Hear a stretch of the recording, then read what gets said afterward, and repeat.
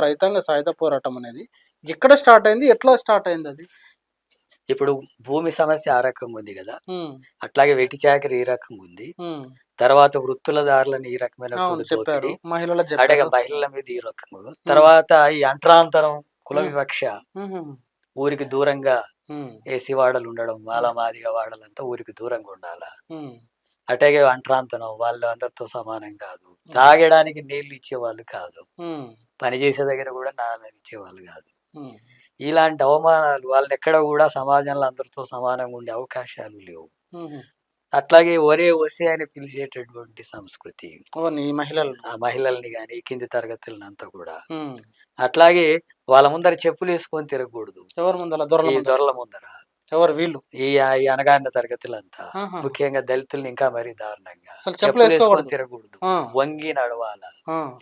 టవల్‌ని తలకు చుట్టుకొని ఉండకూడదు. హ్మ్. పంచె కిందికి కట్టకూడదు. హ్మ్. అంటే ఇవన్నీ కడితే ఒకవేళ? కడితే దాడులు జరుగుతాయంట. వాళ్ళ ఎనకాల ఉండే సైన్యం, గుండాలు, రౌడీలుగా ఉండే వాళ్ళతోన హ్మ్. బలవంతంగా తీసుకొచ్చి ఇప్పుడు పని చేయకపోయినా, పనులకు రాకపోయినా, మాట వినకపోయినా, హ్మ్. ఇవన్నీ భరించలేక ఎక్కడైనా పారిపోతే పట్టుకొచ్చి అయినా హ్మ్. వాళ్ళను బట్టలిప్పేసి, తొండలు వదిలేసి, చిత్రహింసలకు గురి చేసి, హ్మ్.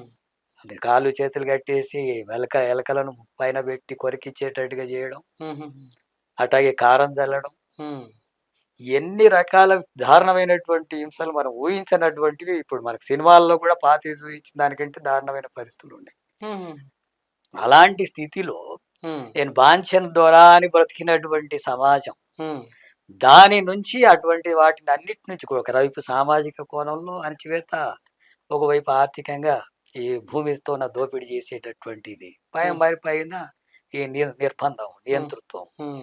వీటన్నిటికీ వ్యతిరేకంగా హ్మ్. ఎట్లా ఎట్ట అక్- ఏడ నిప్పు రాజుకుంది? అది ఎట్లా మొదలైంది ఇది? ఎట మొదలైందంటే హ్మ్. దాంతో పాటు ఇంకొక ముఖ్యమైన అంశం అంటే ఇక్కడంతా తెలుగు మాట్లాడేవాళ్ళు, హ్మ్. కానీ ఉర్దూ అధికారిక భాష. ఆ! ఉర్దూ మాట్లాడాలి. ఉర్దూతోన విద్యా విధానం ఉర్దూ. హ్మ్. ఉద్యోగాలు వీళ్ళకి వచ్చేవి కాదు. హుహు. వాళ్ళకు మాత్రమే ఉండేవి. హ్మ్. భాష, తెలుగు భాషకు ప్రాధాన్యత రావాలనే పేరుతో ఆంధ్ర మహాసభ హ్మ్. ప్రారంభమైంది. హ్మ్. 1940లో ఆంధ్ర మహాసభ. ఆంధ్ర మహాసభ హ్మ్. జోగిపేటలో హ్మ్. స్టార్ట్ అయింది. ప్రతాపరెడ్డి, హ్మ్. సురవరం ప్రతాపరెడ్డి ఆధ్వర్యంలో అది జరిగింది. హ్మ్. అది ఈ అంశాలకు అంటే కూడా వాటితో ప్రారంభమైనటువంటి ఆ క్రమంలోనే భాగ్యరెడ్డి వర్మ అని చెప్పి ఒక దళితుల అంటరాంతరం ఎత్తిన హ్మ్. పోరాడినటువంటి నాయకుడు ఆయన. హ్మ్. ఆయన ఆ ఆంధ్ర మహాసభలో కుల వివక్ష అంటరాంతనానికి వ్యతిరేకంగా తీర్మానం కూడా పెట్టాడు. హుహు. అంటే సామాజిక అంశాన్ని కూడా అక్కడ జోడించారు. హ్మ్. భాషా సమస్య వచ్చింది. హ్మ్. అది ప్రారంభం ఆ రకంగా జరిగిన 3-4 సంవత్సరాలకి అది హ్మ్. రైతాంగ సమస్యల మీద పోరాటాలు చేసేటటువంటి వాటికి దారితీసింది. హ్మ్. ఆంధ్ర మహాసభ. ఆంధ్ర మహాసభ. హ్మ్. ఆంధ్ర మహాసభ అనేటటువంటిది జనరల్‌గా భాష పేరుతో, గ్రంథాలయాల పేరుతో ప్రారంభమయ్యి హ్మ్. 44 వచ్చేటానికి 1944 వచ్చే నాటికంతా కూడా అది రైతాంగ సమస్యల మీద పోరాటాలకు దారితీసింది. హుహుహు. ఈ రైతాంగ పోరాటాలకు దారితీస్తున్నటువంటి సందర్భంలోనే కొన్ని ఘటనలు జరిగినాయి. హ్మ్. బందాంగికి సంబంధించినటువంటి భూమిని హ్మ్. వాళ్ళ అన్న, వాళ్ళ బంధువులు ఆక్రమించుకునేటటువంటి దానికి మద్దతుగా విష్ణూరు రామచంద్రారెడ్డి మద్దతు ఇచ్చాడు. బందకి. షేక్ బందకి. బందకి. షేక్ బందకి. హ్మ్. ఈ షేక్ బందకి భూమిని ఆక్రమిస్తుంటే ఆయన కోర్టుకొచ్చి, కోర్టులో ఆయనకు అనుకూలంగా తీర్పు వస్తే అది సహించలేక హ్మ్. ఆయన దారుణంగా హత్య చేయించినటువంటి ఘటన ఒకటి జరిగింది. హ్మ్. ఇది ప్రజల్లో హ్మ్. వ్యతిరేకత వచ్చింది. హుహు. ఆయన ముస్లిమే అయినా, హ్మ్. ఇక్కడ నిజాం పాలన ముస్లిమే అయినా, హ్మ్. అక్కడ ఉండేటటువంటి విష్ణురావు దొర హ్మ్. ఈ రకమైనటువంటి దాడికి పాల్పడ్డాడు. హుహు. అదే సందర్భంలో పాలకుర్తిలో హ్మ్. చాకలి ఐలమ్మ హ్మ్. తాను 4 ఎకరాల భూమి కౌలు తీసుకొని సాగు చేసుకొని పండిస్తుంటే హ్మ్. బలవంతంగా పోయి ఆ పంటను అంటే కౌలు కట్టాలని ఆ భూమిని ఆక్రమించుకోవాలని ప్రయత్నం చేస్తే అవి తిరగబడింది. రజాకార్లు గుంజుకుర్రా? మొన్న సినిమాలో అది రజాకార్లు గుంజుకురా? విష్ణువు దొరకు సంబంధించిన వాళ్ళే. రజాకార్లు రామచంద్రరెడ్డి గుంజుకురనేది ఆ చూపించి మళ్ళీ. రజాకారులదంతా కూడా తప్పది. ఆ! విష్ణువు దొర, వాళ్ళ అమ్మ జానకమ్మ, ఆ! వీళ్ళు ఆ విష్ణుడు దొర భూమి అంటే విష్ణు రామచంద్రారెడ్డా? రామచంద్రారెడ్డి. ఆహాహా! ఆ రామచంద్రారెడ్డికి సంబంధించినటువంటి వాళ్ళే హ్మ్. వాళ్ళ తల్లి హ్మ్.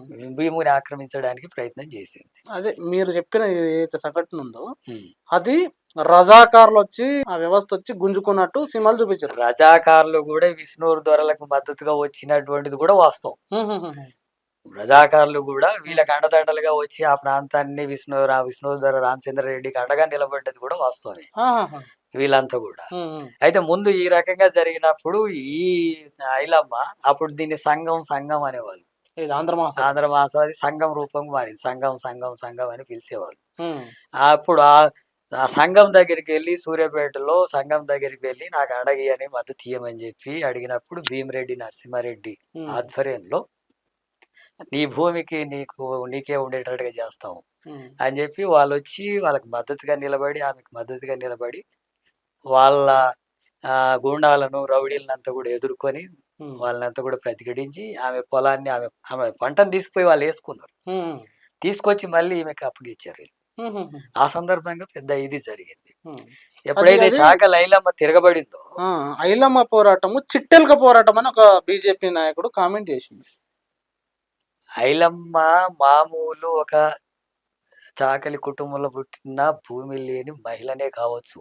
ఉమ్, కానీ ఎవరికి వ్యతిరేకంగా పోరాడిందంటే 100 ఎకరాల భూమి కలిగినటువంటి విష్ణూరు దొర రామచంద్రారెడ్డికి వ్యతిరేకంగా పోరాడి, ఉమ్, దాని వెనకాల ఉన్న నైజాం సర్కార్కు వ్యతిరేకంగా పోరాడి. ఉమ్, అందుకని ఆమె మామూలు స్త్రీయే కావచ్చు, ఉమ్, కానీ పోరాడింది మొత్తం ఆ రోజు ఉండేటటువంటి రాజ్యానికి వ్యతిరేకంగా పోరాడింది, రాజుకు వ్యతిరేకంగా పోరాడింది, భూస్వామికి దేశ్ముఖ్కి వ్యతిరేకంగా పోరాడింది. అది చిల్తేలకు పోరాటం ఎట్టవుతుంది? ఉమ్, అది అర్థం కానటువంటి వాళ్ళు లేదా సరిగ్గా వక్రీకరించడానికి మాట్లాడేటటువంటి సామాన్యమైనటువంటి ఒక మహిళ ఉమ్, చేసినటువంటి చాకలి మహిళ చేసిన పోరాటాన్ని సహించలేని ఒక ఆధిపత్య కుల ధోరణితోన ఉమ్, మాట్లాడే మాటలు. అంటే చాకలి ఆమె కూడా తిరుగుబడితే ఆమె పెద్ద ఇదా? ఉమ్, ఇప్పుడు తెలంగాణ తల్లిలాగా ఉంది ఇప్పుడు ఈరోజు.